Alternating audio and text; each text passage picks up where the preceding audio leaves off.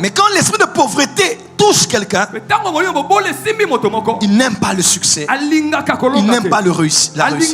Il pense être spirituel et religieux. Et pourtant, il est pauvre. Quand Dieu dit je vais t'enrichir, ils disent non. À Dieu la gloire. Je ne veux pas en avoir beaucoup. Je vais rester humble. Je vous raconte une petite histoire. Quand je me suis converti, un livre est tombé entre mes mains qui s'appelait Plus de fruits. C'était Jean chapitre 15, je pense. On dit lorsqu'un arbre produit du fruit, on les monte, on le coupe pour qu'il porte plus de fruits. Alors ce livre parlait du brisement. Que si tu veux que Dieu t'élève, malgré les résultats, à un moment tu dois accepter qu'il puisse t'émonder, te briser, avoir plus de fruits. Et j'ai fait une prière à Dieu. J'ai dit Seigneur, tu me dis que je serai un grand homme de Dieu, que tu vas faire de moi millionnaire.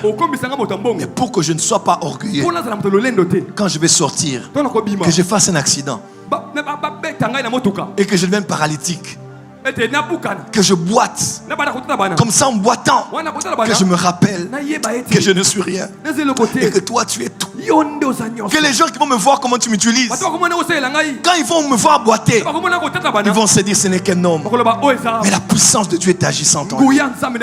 Et il y avait un verset qui m'accompagnait: car nous sommes un vase de terre dans lequel Dieu a mis sa puissance, afin que la gloire ne soit pas à nous, mais soit à Dieu. Je dis Seigneur, que je fasse l'accident, comme ça quand je vais commencer à boiter, je prophétise, je vous dis oh, Dieu utilise les hommes faibles.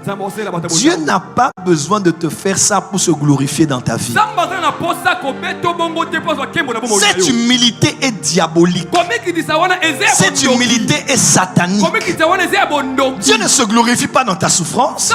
Dieu se glorifie dans ta prospérité. Oh, dis amen très bien que je t'entends. Exode 10 verset 10. Pharaon leur dit: que l'Éternel soit avec vous, tout comme je vais vous laisser aller, vous et vos enfants. Prenez garde car le malheur est devant vous. Amen. Pharaon a dit je vous laisse partir. Mais la terre promise là-bas, c'est le malheur qui est devant vous. Il y a beaucoup de chrétiens comme ça. Quand ils voient l'élévation, non. Je vais abandonner mon Dieu. Ne me donne pas beaucoup, ne me donne pas peu, mais donne-moi ce qui est à moi. Et quand je te contredis, tu dis c'est dans la Bible. Est-ce que